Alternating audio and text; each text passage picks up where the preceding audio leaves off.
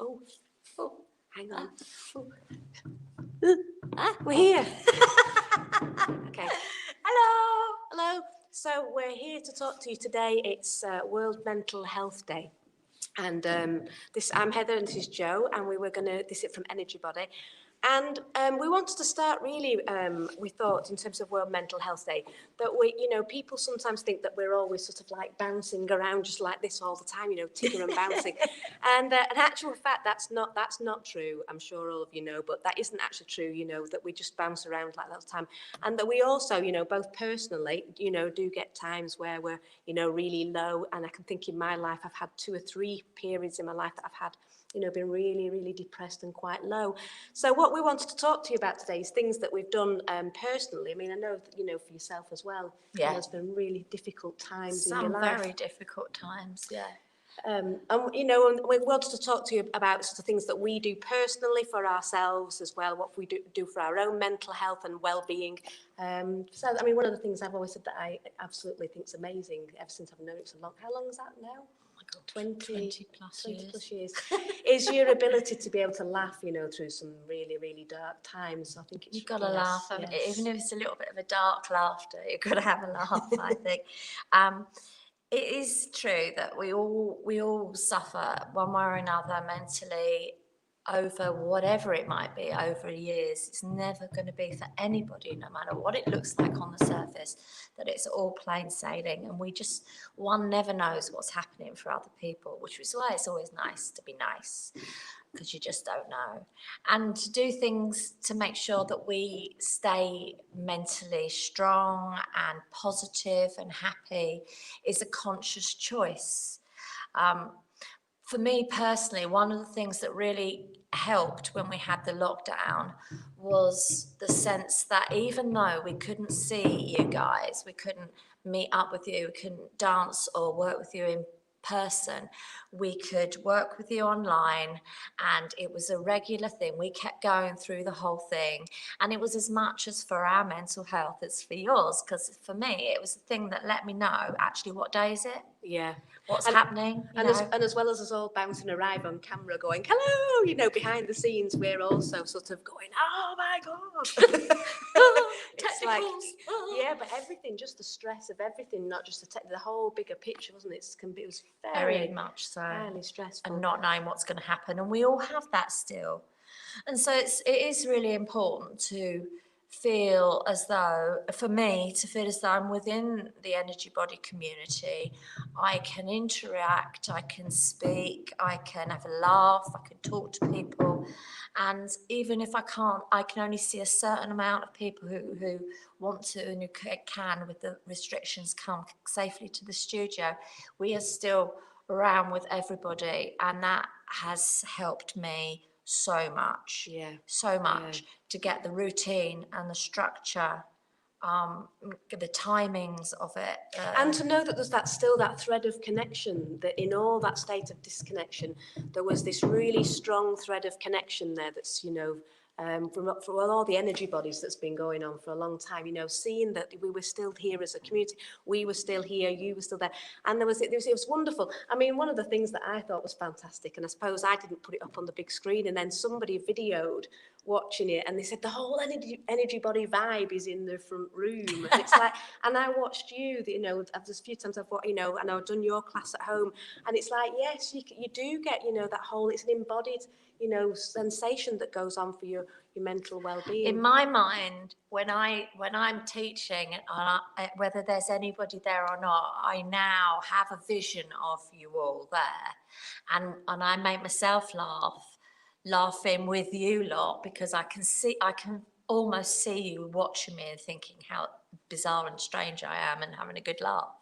So it's like I feel like I'm with everybody, and I don't feel self-conscious having a bit of a giggle with myself. And it's really important. It doesn't matter if there's nobody there, having a good laugh. Hence why in lockdown I did the laughing yoga, which I've heard so many people have come back to me since I did my lawnmower laugh. Give us another one.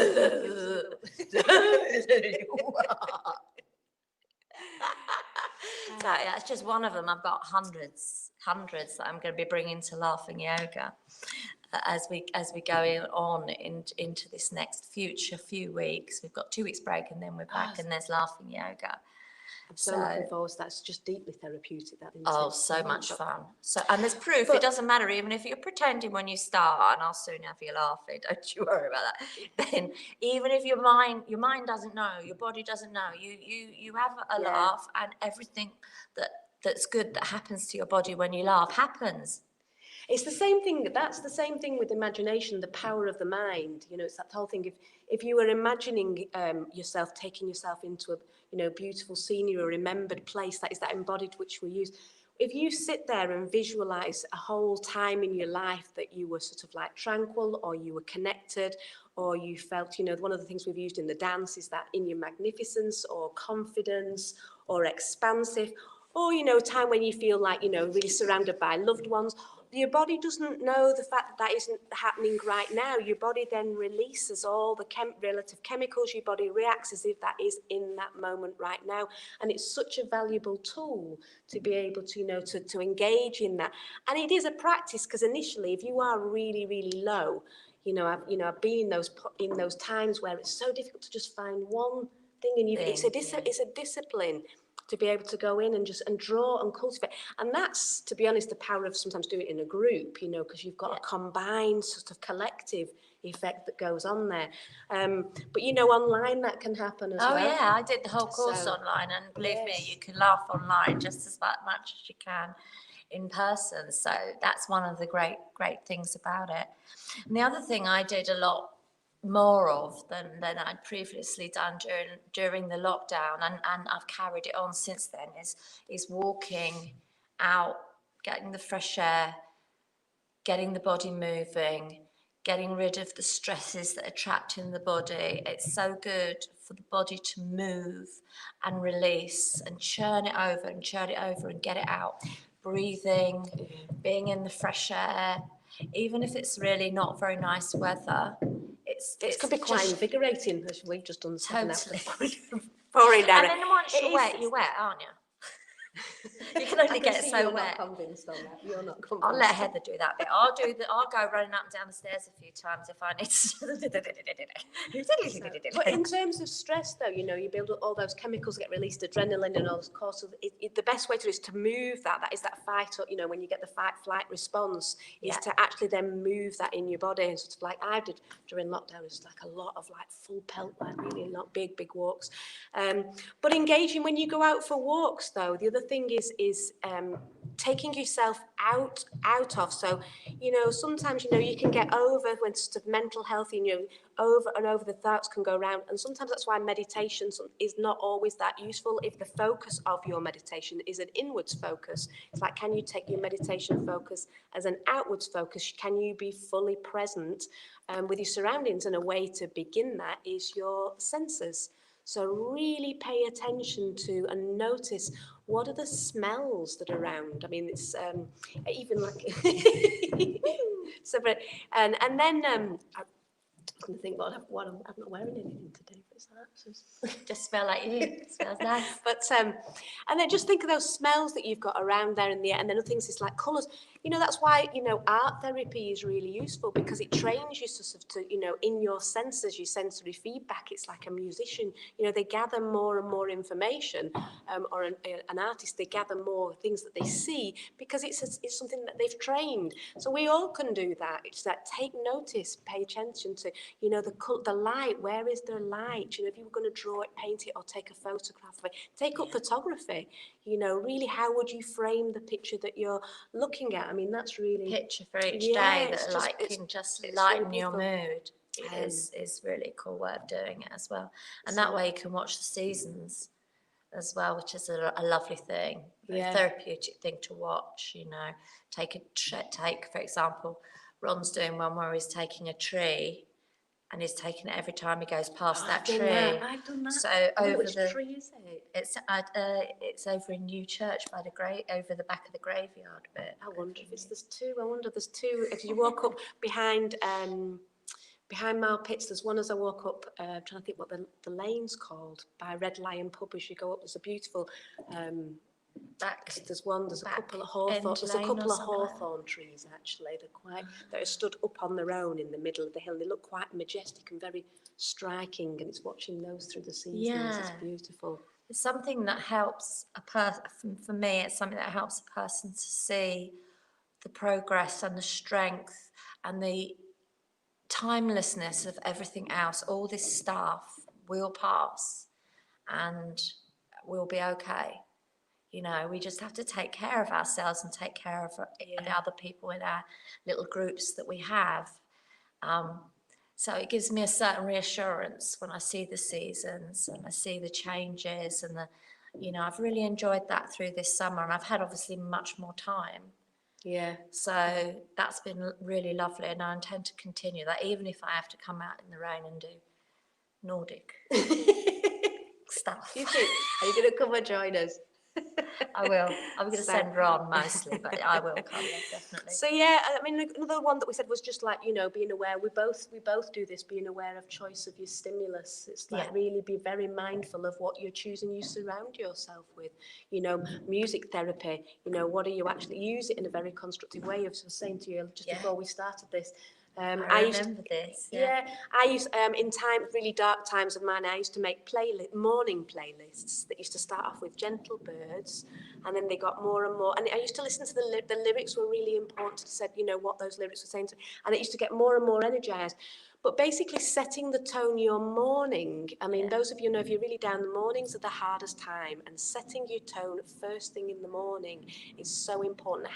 What is it you do? And it can require, again, like we were saying, quite a bit of discipline. When you're really not feeling that, what is it you're putting yourself in place for yourself to take care of yourself? So, and like you talked about before about having the alarm clock that comes up with the light, and the light's really good. Some people get very down when there's not enough sunlight.